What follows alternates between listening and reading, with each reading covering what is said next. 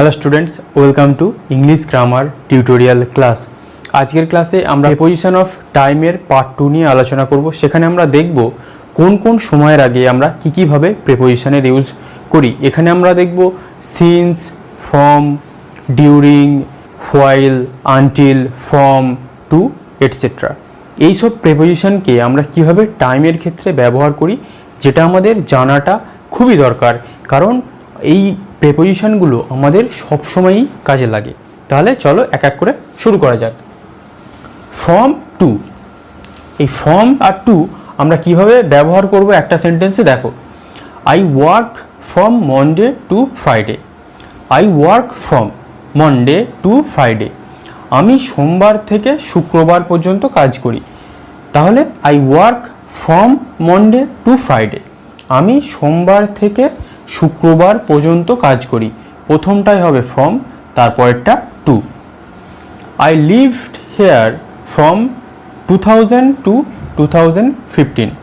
আমি এখানে বসবাস করেছিলাম 2000 থেকে 2015 সাল পর্যন্ত। যেটা স্টার্টিং সেটা হবে ফ্রম, যেটা লাস্ট সেটাতে তার আগে কি বসবে? টু। ক্লিয়ার? তারপরটা কি? আনটিল। আনটিল মানে কি? যতক্ষণ না। দেখো, wait here until I come back. Wait here এখানে অপেক্ষা করো, আনটিল আই কাম ব্যাক যতক্ষণ পর্যন্ত না আমি ফিরে আসি। I will be in Kolkata until Friday. I will be in Kolkata until Friday, আমি কলকাতাতে থাকবো আনটিল ফ্রাইডে শুক্রবার পর্যন্ত। তার মানে কি? আমি শুক্রবার পর্যন্ত কলকাতাতে থাকবো। তাহলে আনটিলের ব্যবহার দেখলে। এরপরে দেখো বিফোর। বিফোর এটা মনে হতে পারে সহজ, কিন্তু এই বিফোরের যে ইউজগুলো তোমরা দেখবে সেগুলো কিন্তু কিছু কনফিউজিং ইউজেস আছে, সেগুলো তোমাদের জেনে রাখা দরকার। দেখো, we were nervous before the exams. We were nervous, আমরা নার্ভাস ছিলাম বিফোর দ্য এক্সামস, পরীক্ষার আগে। তারপরটা কি? We should brush before going to bed. We should brush before going to bed, শুতে যাওয়ার আগে আমাদের ব্রাশ করা উচিত। তাহলে বিফোরের পরে আমাদের যে ভার্বটা হবে সেই ভার্বের সাথে আইএনজি যোগ করতে হবে। বিফোরের পরে যে ভার্বটা হবে তার সাথে আইএনজি যোগ করতে হবে। তারপরটা কি? Before eating the apple we must wash it. Before eating the apple, অ্যাপেলটা খাওয়ার আগে উই মাস্ট ওয়াশ ইট, আমাদেরকে অবশ্যই আপেলটাকে ধোয়া উচিত। তাহলে বিফোরের পরে কি হয়েছে? ইটের সাথে আইএনজি যোগ হয়েছে। ক্লিয়ার? তাহলে বিফোর আগে বোঝালেও আমাদেরকে এই ইউজগুলোর খেয়াল রাখতে হবে সেন্টেন্স লেখার ক্ষেত্রে। ক্লিয়ার? তারপরটা কি? আফটার। আফটারের মনে হতে পারে আফটার মানে তো পরে, আমরা সবাই জানি, কিন্তু এর ইউজগুলো দেখো। After watching the movie I went to sleep. After watching the movie, মুভিটা দেখার পর আই ওয়েন্ট টু স্লিপ, আমি ঘুমোতে গেছিলাম। দেখো, এখানে আফটারের পরে ওয়াচিংয়ের সাথে আইএনজি যোগ হয়েছে। এখানে কিন্তু আমরা আফটার ওয়াচ দ্য মুভি লিখব না, আফটার ওয়াচিং দ্য মুভি বা যে কোনো ভার্ব বসতে পারে, তার সাথে আমরা আইএনজি যোগ করব। I was tired after the exam.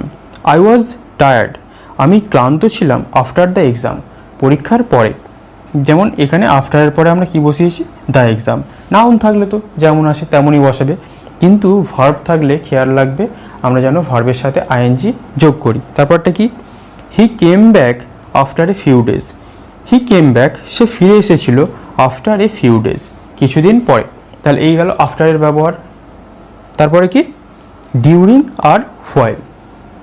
During আর হোয়াইলের ব্যবহারটা এক, কিন্তু এখানে যে সেন্টেন্সটা লিখতে হবে সেটা একটু ডিফারেন্স। দেখো, we should not speak during the মিল।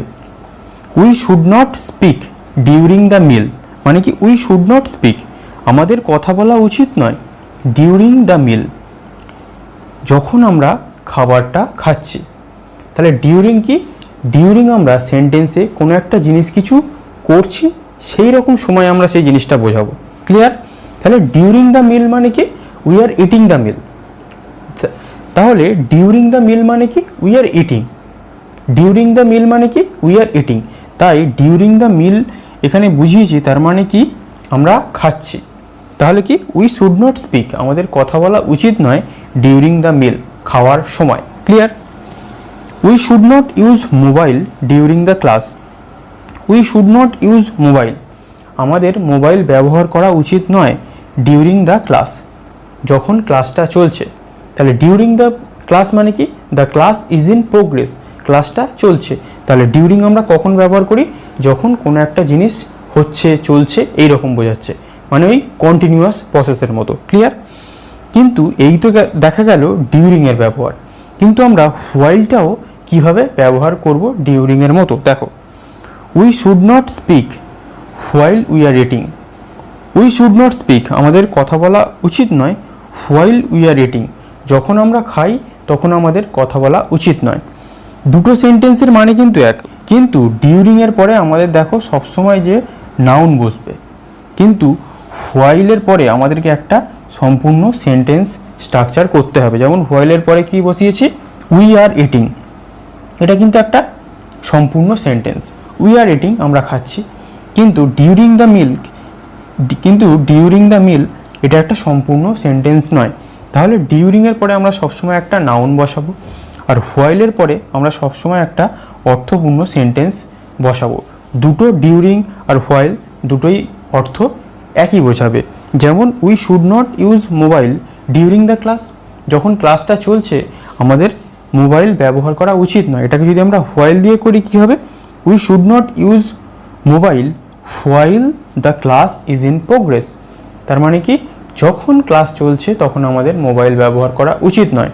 কিন্তু আমরা ডিউরিং হোয়াইল দুটোই সেম অর্থে ব্যবহার করলাম, কিন্তু সেন্টেন্সের একটু তফাৎ রয়ে গেল। তাহলে এই হলো এই from, until, before, after, during, হোয়াইলের ব্যবহার। এরপরে আমরা সবথেকে গুরুত্বপূর্ণ ব্যবহার দেখব সিন্স, ফর আর ফ্রমের। এই তিনটে ব্যবহার আমরা সচরাচর গুলিয়ে ফেলি, কিন্তু আজকের পর থেকে আমরা গোলাবো না, তোমরা দেখতে থাকো। এইবারে আমরা আলোচনা করব সিন্স, ফর আর ফ্রম। এই তিনটে প্রেপোজিশন আমরা টাইম লেখার ক্ষেত্রে আমাদের সব থেকে বেশি কনফিউশন ক্রিয়েট হয়, কিন্তু আমাদের তো কাজ কনফিউশন দূর করা। তাই এখন আমরা সিন্স, ফর আর ফ্রমের একদম কনফিউশন ক্লিয়ার করে নেব। কোন সময়ের আগে সিন্স বসে, কোন সময়ের আগে ফর বসে, কোন সময়ের আগে ফর্ম বসে। তাহলে দেখা যাক। আমরা একটা একটা পার্টে যাব এবং একটা একটা করে সেটা নিয়ে আলোচনা করব, সাথে আমাদের কনফিউশন ক্লিয়ার করব। দেখো, he has been in America since 2010। সে 2010 সাল থেকে আমেরিকাতে আছে। ভালো করে বুঝবে, সিন্স যেহেতু আমরা বুঝিয়েছি 2010-এর আগে, তার মানে সিন্স আমরা কখন ব্যবহার করব এটা আগে ভালো করে বোঝো। অতীতের সেই কাজটা থেকে টিল নাও, এখনও সেই কাজটা চলছে বা সেই জিনিসটা এখনও বর্তমান। তার মানে কি? He has been in America since 2010, মানে কি সে 2010 সাল থেকে এখনও পর্যন্ত, টিল নাও, এখনও পর্যন্ত আমেরিকাতে আছে। তাহলে বুঝলে সিন্স কি? অতীতের কোনো একটা ঘটনা থেকে এখনও সেই ঘটনাটা আছে, এখনও সেই ঘটনাটা চলছে, সেরকম অর্থে। তাহলে সে 2010 সাল থেকে এখনও পর্যন্ত আমেরিকাতে আছে। ক্লিয়ার? তারপরটা কি? I have been ill since Sunday last. আমি আগের রবিবার থেকে অসুস্থ। তার মানে কি? আমি আগের রবিবার থেকে অসুস্থ, মানে কি টিল নাও আমি অসুস্থ, টিল নাও আই অ্যাম ইল, মানে আগের রবিবার থেকে এখনও পর্যন্ত আমি অসুস্থ। কিন্তু আমরা সেন্টেন্সটা কি লিখেছি? আমি আগের রবিবার থেকে অসুস্থ। তার মানে কি? টিল নাও, এখনও আমি অসুস্থ। ক্লিয়ার? তারপরটা কি? It has been raining since I arrived. যখন থেকে আমি এসে পৌঁছেছি তখন থেকেই বৃষ্টি হচ্ছে। তার মানে কি? বৃষ্টিটা যখন আমি এসেছিলাম তখন শুরু হয়েছে, এখনও পর্যন্ত, till now it is raining, এখনও পর্যন্ত বৃষ্টি হচ্ছে। বুঝতে পারলে? তাহলে সিন্স অতীতের একটা জিনিস, সেটা শুরু হয়েছে এবং সেটা till now it is continuing, এবং এখনও পর্যন্ত সেটা হচ্ছে, সেরকম অর্থে আমরা সিন্সের ব্যবহার করব। তারপরটা কি? ফর। ফর আমরা কীরকমভাবে ব্যবহার করব দেখো, he stayed here for 3 days। সে এখানে 3 দিনের জন্য ছিল। He stayed here for 3 days, সে এখানে 3 দিনের জন্য ছিল। কিন্তু আমরা এখানে he stayed here since 3 days কেন লিখলাম না? কারণ he stayed here for 3 days, সে এখানে 3 দিনের জন্য ছিল, তার মানে সে এখনও এখানে আছে, এটার কোনো মানে নেই।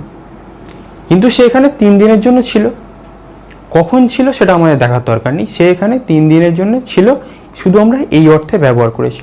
সে এখানে এখনও আছে, এটার কোনো মানে নেই, কিন্তু সে এখানে এখন নেই, তার মানে he stayed here for 3 days, সে এখানে 3 দিনের জন্য ছিল, তার মানে সে এখন এখানে আর নেই।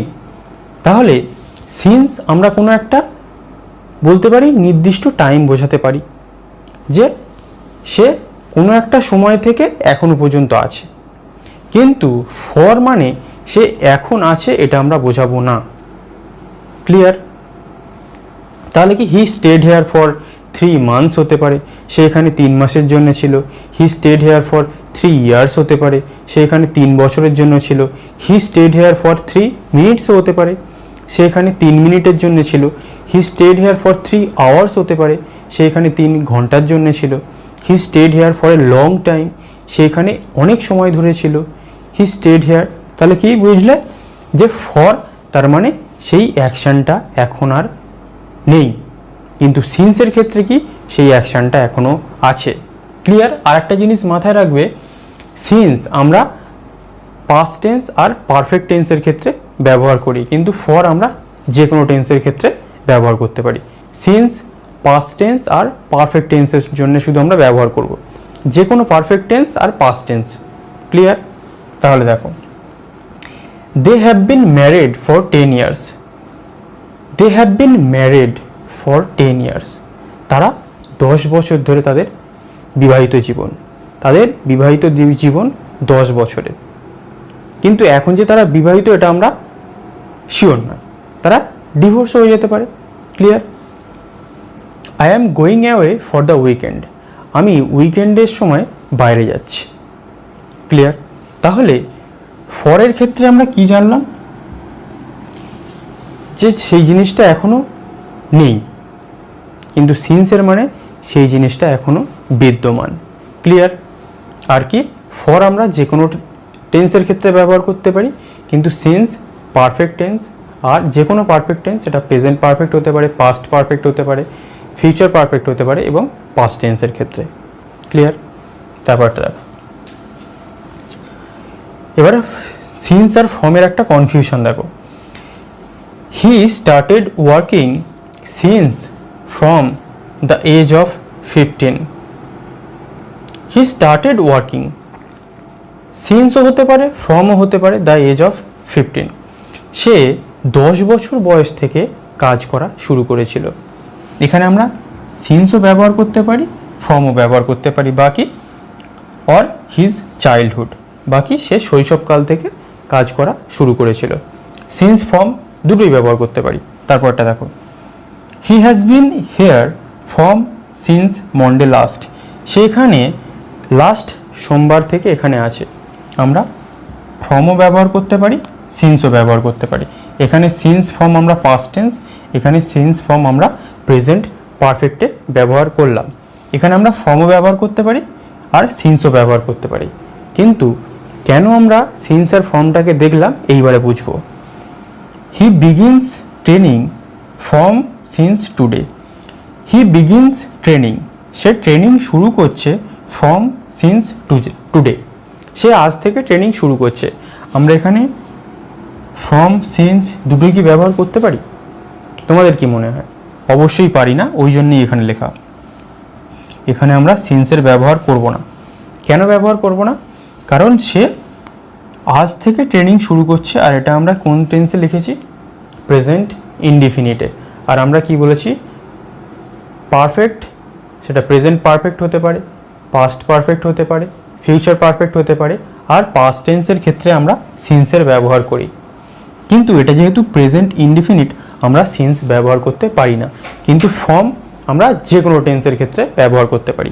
তাহলে আরেকটা দেখা যাক, he will begin training from since today, সে আজ থেকে ট্রেনিং শুরু করবে।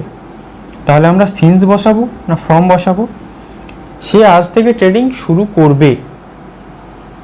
তাহলে অবশ্যই আমরা সিন্স বসাবো না, কারণটা কি ফিউচার ইনডিফিনিট। তাহলে he will begin training from today, সে আজ থেকে ট্রেনিং শুরু করবে।